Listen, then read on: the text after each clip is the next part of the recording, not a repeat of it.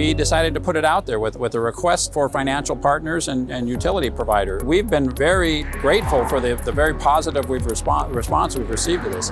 We're now very confident that we're going to be able to accomplish this goal and do it with very little public money. We understood if the city were to undertake this ourselves, the cost associated with that is just really outside of our boundaries of what we're willing to take on. And so we knew that there was an appetite from the private sector to come in to Mesa and to deploy fiber. And so by doing the RFI, we did a couple of things. We let kind of the world know that Mesa is interested and very excited about, very driven, right, to get fiber in our community.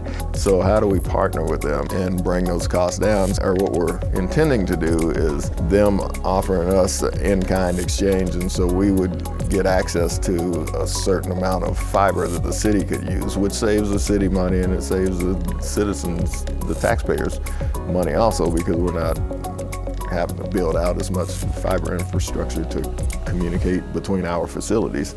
We were very pleased to have received a robust response to that. We had 7 providers that opted to send us some information and let us know that they were interested in looking into what they might do to help us with our goals. This is, it's a private sector engagement. They're for-profit companies, and absolutely they will be, we expect that they'll be making a profit as, the other current players do in the market, and, we're okay with that. That's, again, something that we want to do. We want the market to be able to play out as the market does.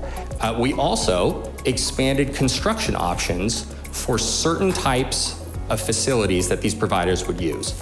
So if they use, for instance, if they wanted to deploy microconduit, we would allow, through the permit process, the use of micro-trenching, which is actually a pretty revolutionary technique that allows these networks to be deployed at scale much quicker, much more efficiently, and much more cost-effective for the providers.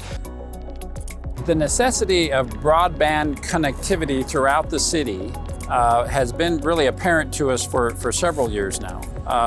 Certainly the pandemic amplified that and made it even more clear that this is a reality in our community. I had experiences during the pandemic, for example, where I was at food distribution events at schools, and families would pull up in their car and say, thank you for this food, that we need it, we want it. But also, I've got a 2nd grader and a 4th grader in my back seat. Can we pick up some paper packets? Because, school's online now and we can't participate because we don't have that capability for our family. There's equitable reasons to do it. There's going to be a lot of economic reasons to do this. If Mesa is that city with that capability, really people will be lining up to open businesses and to move to this community.